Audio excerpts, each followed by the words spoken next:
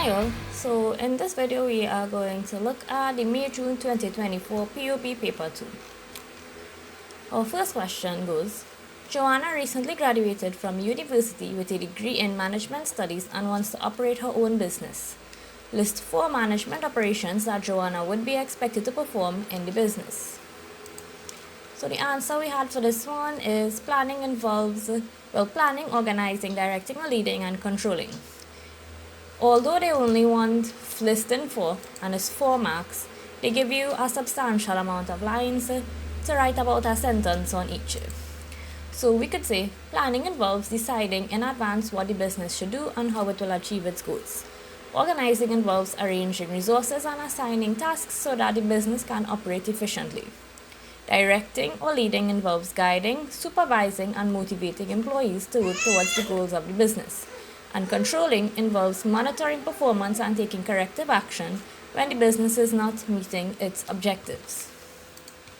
Then B says to state 2 responsibilities that Joanna's business would have to each of the following stakeholders: employees, customers, and government. 2 marks for each of them. So what we have for this would be, to the employees, she must pay fair wages and salaries on time. She must also provide safe and healthy working conditions. To the customers, she must provide goods and services of good quality and charge fair prices and give accurate information about products. To the government, she must now pay taxes owed to the government and obey the laws and regulations of the country. Now, our next question, C, asked, state 4 guidelines other than effective communication that Joanna should follow in order to establish and maintain good management and staff relations. So what we have as our answer is treat workers fairly and without discrimination so that all employees feel respected and valued in the workplace. Involve employees in decision making where appropriate so that they feel included and more committed to the business. Provide training and opportunities for promotion so that workers can improve their skills and progress in the organization. And recognize and reward good performance so that employees remain motivated and encouraged to do their best. And similar to number 1, where it's 4 marks, and stating 4 guidelines, they also give us substantial space here to write 4 sentences and not just list 4 words. Now D, so we have to explain 2 strategies for effective communication that Joanna should utilize in the management of the business. 6 marks or 3 marks each. So let's see what we have. We have hold regular staff meetings and briefings. So with this one we have Joanna should meet with staff regularly to share information, explain goals, discuss problems, and give feedback. This allows employees to understand what is expected of them and also gives them a chance to ask questions or raise concerns. As a result, misunderstandings can be reduced and work can be coordinated more effectively. For example, Joanna can hold a short Monday morning meeting to discuss weekly sales and targets and customer service issues. Now, the second strategy we have use clear and appropriate communication channels. Joanna should choose the most suitable method of communication for each message, such as memos, emails, notice boards, WhatsApp groups for work updates, or face-to-face discussion for important matters. This helps to ensure that information reaches the right persons quickly and clearly. It also improves record keeping when written communication is used. For example, she may use email or memos to give official instructions, while urgent updates can be given through a staff messaging group. We are now moving into number 2. So number 2 goes, Paul and Josh exchange the following text messages. Paul says, need a DJ for my party on the 15th of August. Are you available? Will pay $6,000. Josh replies, yes, I am available and would love to do it. Can you increase the payment to $6,500? And Paul responds, glad you are available. We'll get back to you regarding the fee. Now, there was no further communication between Paul and Josh, and on the 15th of August, Josh arrived at the party ready to perform. Josh was furious when Paul informed him that another DJ was hired and he threatened to sue Paul for breach of contract. We must now define the term contract for 2 marks. So our definition is, a contract is a legally binding agreement between 2 or more parties which the law will enforce. That's a definition for the exam. Now we must identify the characteristic of a simple contract highlighted in the case above. And the characteristic is that it may be either oral or verbal, meaning your contract is either, meaning your contract could be a spoken contract as well. You don't have to have a written contract. Now the next one is describe two characteristics of a simple contract other than the one cited in the case above. 4 marks, so 2 marks each. So we will say it does not have to be under seal. A simple contract is not required to be signed, stamped, or sealed formally in order to be valid. Once the essential elements of a contract are present, it can still be legally binding. For example, an agreement to decorate a party for a fee can be a valid simple contract even without any official seal, and consideration must be present. Each party must give something of value in the agreement. One party may provide a service while the other promises payment. In the case above, Josh was to provide DJ services and Paul was to pay him the agreed amount. This exchange of value makes it a simple contract.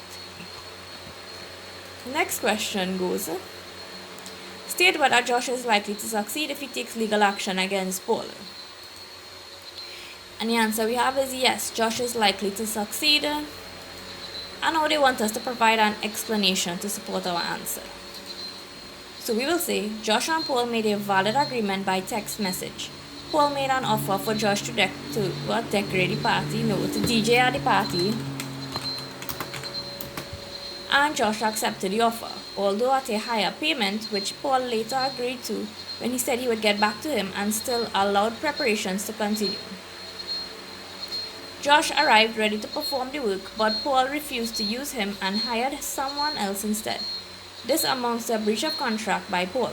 Therefore, Josh may be able to sue for damages for any loss suffered, such as loss of income or expenses already incurred. So let me go back to the dialogue. So we have that Paul is asking if he's available and he will pay $6,000. Josh says, yes, I am available and would love to do it. So this is Josh agreeing to do it. And he also requests payment to be increased. Then Paul says, glad you're available, which indicates that he is still in agreement with Josh DJing. And he says, we'll get back to you regarding the fee. So he agrees that he will come and do it because he is saying that he's glad he's available and he's given positive feedback to him. He didn't say, okay, well, that's too much, I will request somebody else. No, he said, okay, I'll just get back to you on the fee. And yes, I am glad that you're available. So it seems like they did have an agreement. They just didn't really talk to each other afterwards. So I would say that I would say that Josh should have responded closer to the 15th, like maybe the day before, to confirm that he was still on to do the performance. Or Paul should have just responded to him and said, look, I don't want to use your service anymore. But I think as the person doing the DJing, Josh should have messaged to confirm and not just show up on the 15th. Alright, so our next question is to list 3 characteristics of a specialty contract. So the 3 characteristics we have are, it is in writing, it is signed and sealed, it is more formal than a simple contract. Then the next question is explain with the use of suitable examples 2 ways by which a contract may be terminated or discharged. 6 marks, 3 marks each. So we have performance. A contract is discharged by performance when both parties carry out their obligations completely. Once the work is done and payment is made, the contract comes to an end. For example, if a contractor agrees to paint a house for $5,000 and completes the job, and the homeowner pays the full amount, the contract is discharged by performance.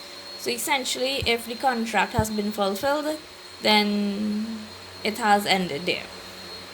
Breach. A contract may also be terminated when one party fails or refuses to carry out his part of the agreement. This is known as breach of contract. The innocent party may then treat the contract as ended and may seek compensation. For example, if a caterer agrees to provide food for a wedding but does not show up on the day, the client can cancel the contract and sue for damages.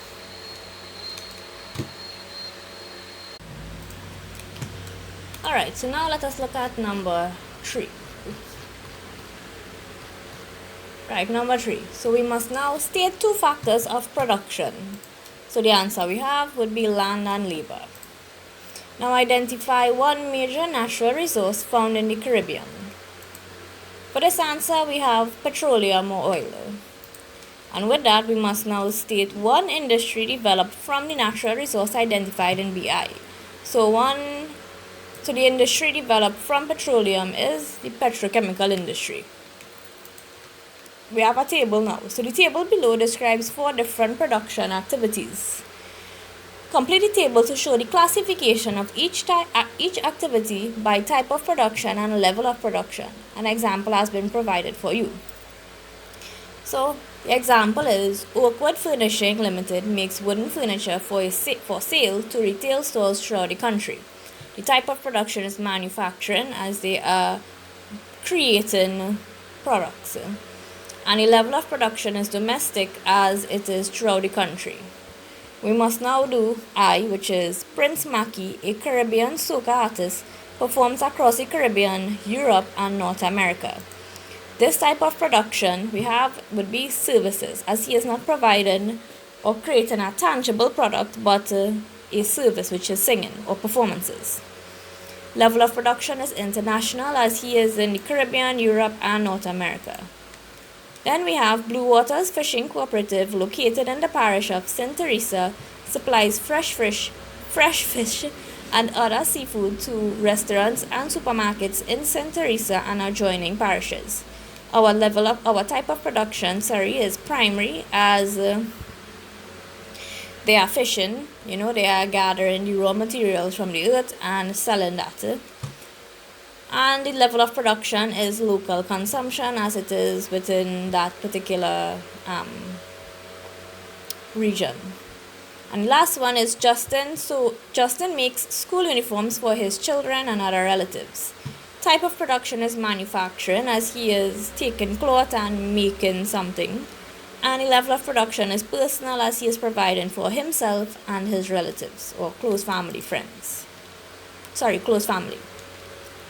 Next question is, the general manager of Premium Chocolate Factory made the following statement to the board of directors.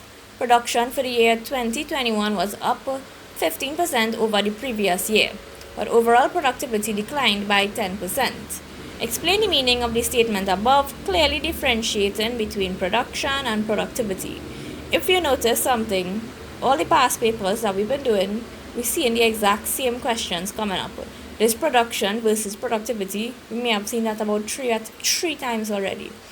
This question up here with the natural resource and the industry, we see that already.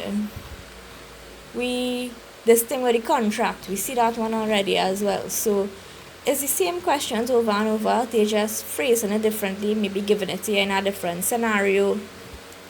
By the time you finish all the past papers, when you go to the exam, you would realize every single thing in the exam would be the exact same things you had already been doing. So just learn the answers that you had from before. Just learn the answers, learn the past papers. You will get full marks. You will get your ones. So the answer we have for this one is production refers to the creation of goods and services to satisfy human wants. In this case, the factory increased its production by 15%, meaning it produced more chocolate bars in the year 2021 than in the previous year. Now, productivity, however, refers to the efficiency with which resources are used to produce goods and services.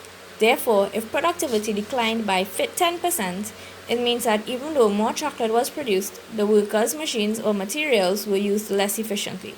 For example, the factory may have used more labor hours or more raw materials to produce the increased output. Our next question under this section is, a recent survey indicated that there was a significant increase in the productivity of the staff of Sunshine Beach Resort when compared with the previous 2 years.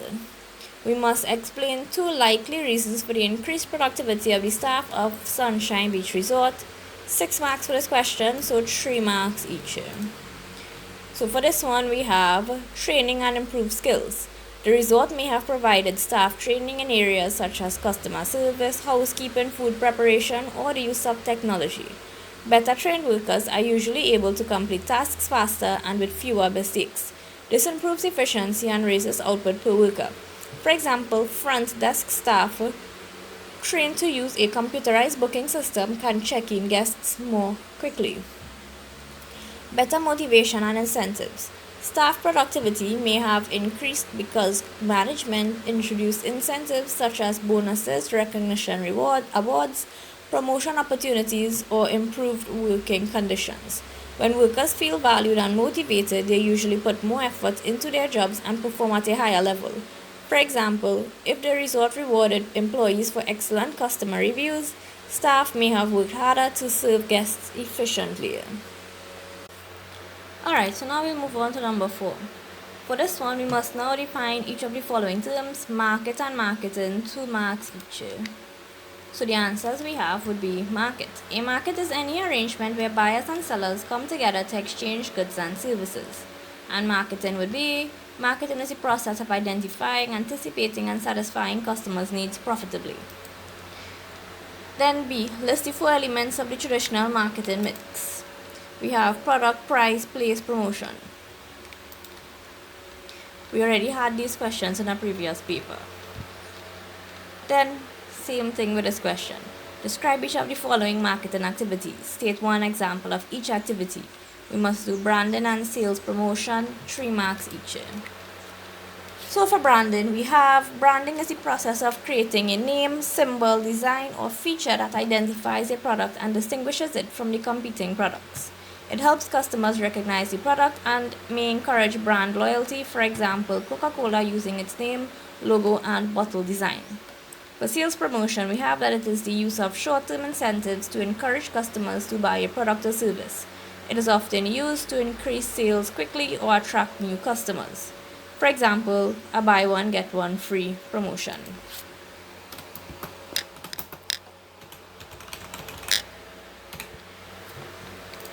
Our next question goes, this one is a scenario. So we have: the COVID-19 pandemic presented Pat with a business opportunity to manufacture and sell hand sanitizers. Initially, she was extremely optimistic as she thought that the demand for her product would have been great. After 1 year in operation, Pat was disappointed that the sales of her hand sanitizers were not as she expected. Explain 2 factors that may have influenced the consumer's response to Pat's hand sanitizers. It is 6 marks, so 3 marks each. So for this one, we have the price of the product. Consumers may have believed that Pat's hand sanitizer was too expensive compared with other brands on the market. During the pandemic, many businesses were selling sanitizers, so customers were likely to compare prices before purchasing. If Pat's product was priced above what customers were willing to pay, demand would have been low.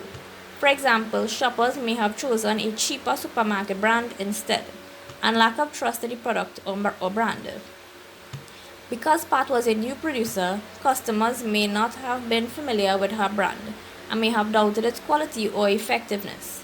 During COVID-19, people wanted sanitizers that they believed were safe and reliable. If the product lacked proper labeling, attractive packaging, or a trusted reputation, consumers may have preferred established brands. For example, buyers may have selected a well-known pharmaceutical brand rather than an unfamiliar one. And our last set of questions now, number 5. First, we have to state 4 ways in which information and communications technology, or ICT, has influenced banking and finance operations. 4 marks. We could write a few sentences. So, online banking allows customers to access accounts from anywhere. Then ATMs allow cash withdrawals and other transactions at any time. Electronic funds transfer makes money transfer faster. And debit to credit card systems allow cashless payments. Now we have to identify 2 computer software programs designed for use in business. And we just have Microsoft Word and Microsoft Excel. Continuing, we have B. So we must now distinguish between e-business and e-commerce for 4 marks, 2 marks each. So we have e-commerce refers specifically to the buying and selling of goods and services over electronic networks, especially the internet. And e-business is broader and refers to the use of electronic technology to carry out all aspects of business activities such as communication, customer service, record keeping, marketing, ordering, and transactions. Therefore, e-commerce is a part of e-business. Our next question is, state 4 ways in which ICT or information communications technology could improve the operations of a business. 4 marks. You want to give some sentences because you have a lot of space. So we have, it speeds up the communication, it improves record keeping and storage of information, it increases efficiency through automation, it helps businesses provide better customer service. And our last question of the paper, 6 marks. The unethical use of ICT poses a significant challenge to businesses. One such issue is that of privacy. Explain 2 issues related to privacy that have arisen due to the unethical use of ICT. So we have unauthorized access to personal data. One major privacy issue is that hackers or dishonest employees may gain access to confidential information without permission. This can include customers' names, addresses, banking details, and identification numbers. When such information is stolen, persons may become victims of fraud or identity theft. For example, a hacker may break into a company's database and steal customers' credit card information. Misuse or sharing of personal information. Businesses or individuals may collect personal data and use it for the purposes that customers did not agree to, or sell it to third parties. This violates privacy because people expect their private information to remain confidential. As a result, customers may receive unwanted advertising scams or have their information exposed. For example, an online company may share customers' phone numbers and email addresses with marketers without permission. Alright, and this brings us to the end of our exam and the end of our video.